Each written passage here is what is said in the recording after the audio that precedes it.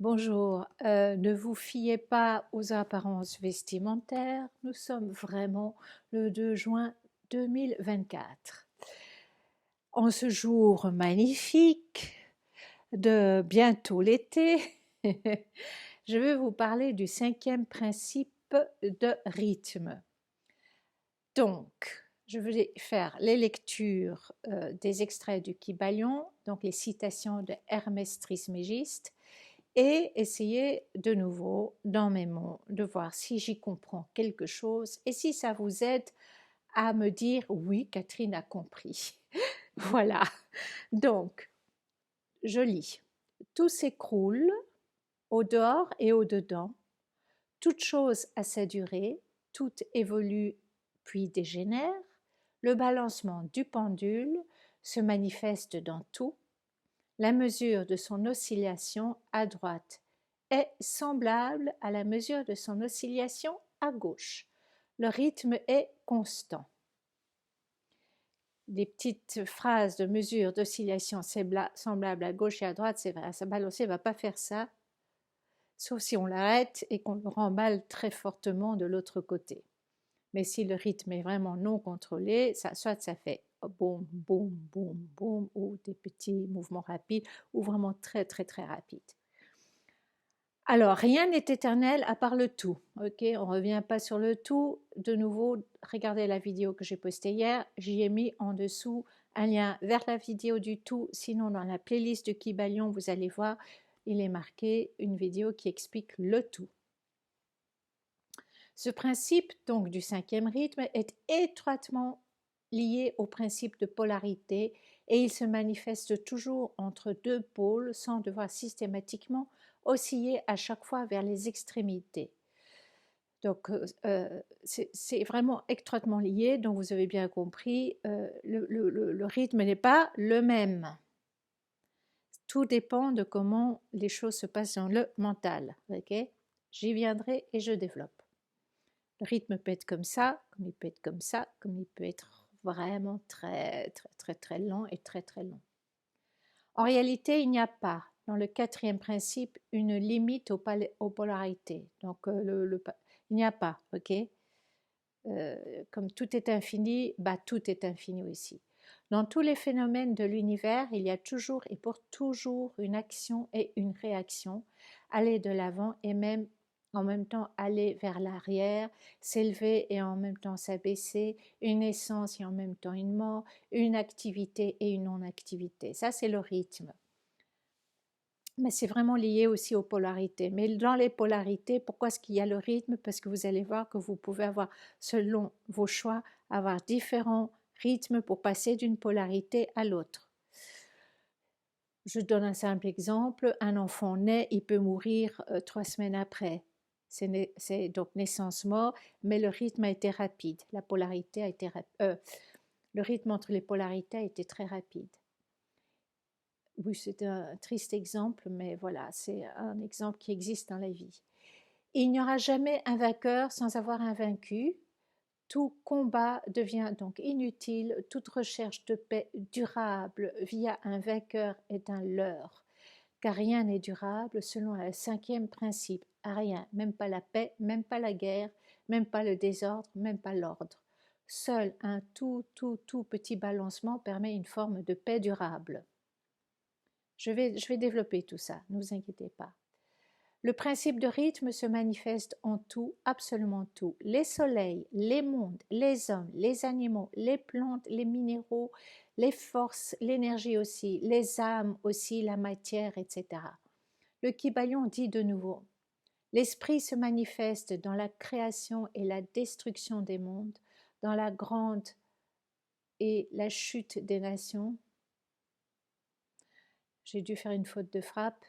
Dans l'histoire et la vie de toutes choses et enfin dans les états mentaux de l'homme. Ouais. La grandeur des nations et la chute des nations, c'était ça. Permettez que je corrige tout de suite. Voilà, donc je vais répéter.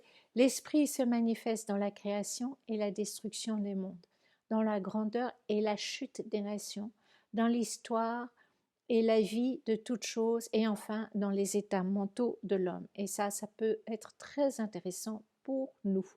L'esprit de tout est comme un souffle, une respiration, un inspire, un expire, et sur un temps de plus ou moins long et à très long, l'objet de sa création existe longtemps ou pas longtemps. De nouveau, le Kybalion dit, les univers sont créés une fois atteint leur point extrême inférieur de matérialité, ils commencent les oscillations vers le haut. Donc, plus on devient matériel, à un moment donné, le balancement, même dans la matière, dans la polarité matière-esprit, il y a aussi un rythme. Hein. Donc nous pouvons passer de l'extrême matière bien lourde à de nouveau un mouvement extrêmement éthéré, ou une matière hyper légère. Nous savons, où est-ce que j'étais? Oui, nous savons scientifiquement que notre soleil n'est pas éternel, qu'il se consume et à un moment, il n'y en aura plus. Un repos absolu n'existe pas plus qu'un arrêt complet de tout mouvement. L'éternité, l'infini sont là exactement par le cinquième principe du rythme et grâce à lui. Il fait partie de la vie éternelle. La vie ne peut être qu'éternelle que par ce principe-là, puisque la vie est mouvement. Pas de rythme, pas d'énergie, pas de vibration, alors pas de vie. Quand quelque chose meurt, c'est parce qu'il n'y a plus de rythme. Je prends un exemple tout simple, le corps meurt quand il n'y a plus le rythme cardiaque. On dit bien le rythme cardiaque. Même notre corps est soumis à un rythme, en tout cas le rythme cardiaque est certainement plein d'autres. Alors, même nos humeurs sont soumises au principe de rythme. Seule notre volonté de rester dans une humeur de chagrin, de peur, de lassitude relance le balancier vers ce retour sans cesse. Cela se fait par les nombreux oui mais sauf que qui nous ramènent sans cesse vers ces humeurs tristes et négatives. Et donc là, c'est là qu'on peut comprendre l'importance du principe de rythme dans notre vie. Comment quitter, comment changer des choses en nous, c'est en arrêtant le rythme. Si je me laisse complètement faire, je constate que j'ai vraiment un rythme, je me sens heureuse, pas heureuse, joyeuse, pas joyeuse, pleine d'énergie, pas d'énergie. C'est jamais constant. Mais je peux atteindre une certaine constance dès que je suis consciente que mon balancier repart dans l'autre sens. Donc, ce que je fais, c'est que je rassemble évidemment les pôles, ok, et plus je rassemble les pôles, plus le balancier est court. Le point zéro, zéro, zéro, sans mouvement, je pense, n'existe pas. Je pense que le point zéro, c'est un balancier très subtil qui passe vraiment de l'un à l'autre. Évidemment, je vais vous donner un exemple que je commence à comprendre actuellement. Donc, le tout premier principe, qui est le principe essentiel, la base de tout, si on ne le comprend pas, ça ne sert à rien de comprendre les autres, c'est que le tout est esprit et l'univers est mental, ou plutôt le deuxième principe, ce qui est en haut est comme ce qui est en bas, ce qui est en bas est comme ce qui est en haut, ce qui veut dire que, comme je l'ai expliqué dans la vidéo qui explique ce deuxième principe, que le divin en moi et moi, c'est pas une séparation où on est intrinsèquement liés et pourtant il y a un rythme là-dedans. Je ne suis pas tout le temps complètement consciente de cette union. Je lâche prise et c'est le divin qui domine, qui gère ma vie, ou bien je suis de nouveau dans un hyper contrôle. Et en fait, je pense que le rythme correct, c'est le mental, mon mental, qui a des projets, des créations, des souhaits, des désirs, qui communique tout le temps avec le divin qui dit ok, je sais comment faire, et il y a tout le temps ce petit mouvement de vie. C'est une complicité au fait. On pourrait penser que le balancier est une histoire de complicité avec le divin et mon incarnation physique, mon corps, mon mental, tout ce qui fait que je suis un humain sur cette terre et pas un être dans une autre expérience où probablement qu'il y a toujours le lien avec le divin, mais que je ne connais pas. Je ne sais pas comment les animaux le vivent, mais ils sont en lien avec le divin aussi. Je pense qu'on ne peut pas complètement se laisser aller au divin, ça ne l'intéresse pas, parce qu'alors du coup, il n'y a pas le mouvement entre les deux qui fait que je suis en vie et que je crée. Le point zéro, c'est l'union des deux avec un rythme très, très, très, très, très rapide et constant où on passe de l'un à l'autre. Je me souviens, j'étais assez contente quand même d'une femme assez médium qui dit tiens, c'est intéressant, chez toi on voit tout le temps le lien mental esprit, mais c'est pas juste dans l'esprit et que Dieu, et puis juste que dans le mental et l'humain et le contrôle humain, hein, le contrôle humain. Voilà, donc évidemment que c'est ce contrôle du balancier, ça s'appelle la loi de neutralisation. Ok, pour neutraliser quelque chose, je dois être consciente de où se trouve mon balancier entre les deux polarités. Et je peux neutraliser cette espèce de mouvement inconscient, je me laisse aller, et j'ai le cafard, et puis plus du tout. Non, quand je suis consciente que mon balancier est en train de repartir vers quelque chose qui va m'entraîner vers plus de tristesse, plus d'angoisse, plus de peur, et c'est vite fait, hein. Quand j'observe mes pensées et que je me laisse aller, ouh là, je glisse vite là-dedans. Mais dès que je dis, eh oh, qu'est-ce que je suis en train de penser? Est-ce que c'est vraiment, vraiment vrai ce que je pense? Est-ce que c'est vraiment la réalité ou c'est des suppositions que je fais, des suppositions futures? La peur, c'est une projection du futur, au fait. Un futur mauvais. C'est une attente d'un mauvais futur. Ok? Je peux dire, mais non, c'est pas vrai. Est-ce que j'ai le choix de changer une image de mon futur en peur ou en quelque chose de plus positif? Et oui, j'ai le choix. Et donc, mon balancier repart vers là, et puis j'essaie de maintenir. C'est simplement être consciente et ça balance tout le temps. À un moment donné, ça balance dans très très heureuse et heureuse. Vous voyez ce que je veux dire? Voilà. Alors, il y a une activité mentale inconsciente ou consciente. Lorsque je suis consciente que le balancier va vers la peur, de la crainte, de la souffrance, il y a deux choix. Par le mental qui transmute, je cherche mes pensées de joie, de confiance, etc. Ou simplement, je laisse passer, c'est-à-dire que je n'y attache pas d'importance. On en parle un peu plus loin. Sans garder mon mental focalisé sur ce qui m'affecte.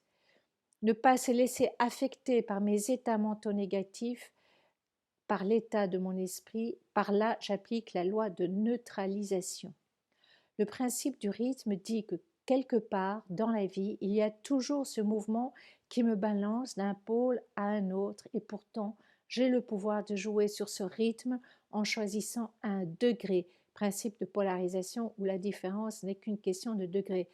Dans le quatrième principe de polarité, on a bien dit que tout est une question de degré, mais le degré, il dépend du rythme, d'accord? Donc, je sais un degré qui me satisfait, et dès que le balancier, le rythme pousse vers l'autre polarisation par le pouvoir de la transmutation, c'est-à-dire utiliser le pouvoir de l'esprit, je garde un rythme court, d'accord? Alors, il y a une maîtrise possible, et cette maîtrise est appelée la loi de neutralisation, et très simplement, il s'agit de ne pas se laisser affecter. En fait, c'est aussi comment neutraliser, comment faire ce pouvoir de neutralisation sur le rythme naturel, que si je me laisse aller, il balance, passant par toutes les couleurs, c'est justement de ne pas me laisser affecter. Quelqu'un qui est maître de lui-même donne l'impression d'être sans émotion. Ce qui n'est pas le cas, c'est qu'il ne se laisse pas emporter et affecter par elle. Même dans ma relation avec moi-même, être humain en étroite union avec le divin, le tout en moi, il y a un rythme. C'est ce que j'expliquais tout à l'heure, d'accord? Donc je ne vais pas revenir là-dessus. Donc, sans ce contrôle, le balancier, le rythme passe de l'hyper-enthousiaste à un sentiment de déprime tout aussi fort. Selon la loi de compensation, je peux contrebalancer le rythme, je peux le compenser, et c'est ce que le Kybalion dit en ces mots: la mesure de l'oscillation à droite est semblable à la mesure de l'oscillation à gauche, mais le rythme est constant. Si le pendule n'a qu'une faible oscillation dans une direction, il n'aura qu'une oscillation faible dans la... C'est fou parce que je me répète. Bon, alors, où était cette histoire de ne pas donner des significations? Voilà. Je pense que si je donne cette puissance d'oscillation, elle est dans mon mental. Tout dépend de la signification que je donne à ce qui se passe. Si je donne une signification de grande importance, cela donne une oscillation importante, forte, puissante. Moins je donne de signification, plus le balancement est discret et peu important. En ne donnant pas de signification importante, cela permet de vivre juste des grandes joies ou des grands chagrins sans être touché par la déception, par exemple lorsque la joie disparaît ou lorsque le chagrin se manifeste. Vous voyez, quand je suis dans la joie, okay, imaginons que je ne contrôle pas très bien l'oscillation. La joie, et puis arrive quelque chose qui donne un chagrin. Si je dis c'est comme ça, c'est la vie, je ne donne pas d'importance ni de signification, ça diminue le rythme du balancier. Si je donne une signification en disant non, mais c'est très important que je sois tout le temps dans la joie, parce que si je suis dans la joie, je suis belle, je suis ceci, la vie est plus agréable, je donne trop de signification. Et alors, vroom, le balancier part dans les extrêmes.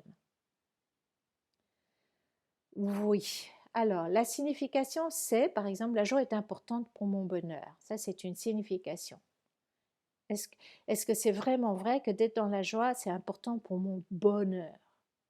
C'est des significations. La signification, c'est beaucoup d'interprétations.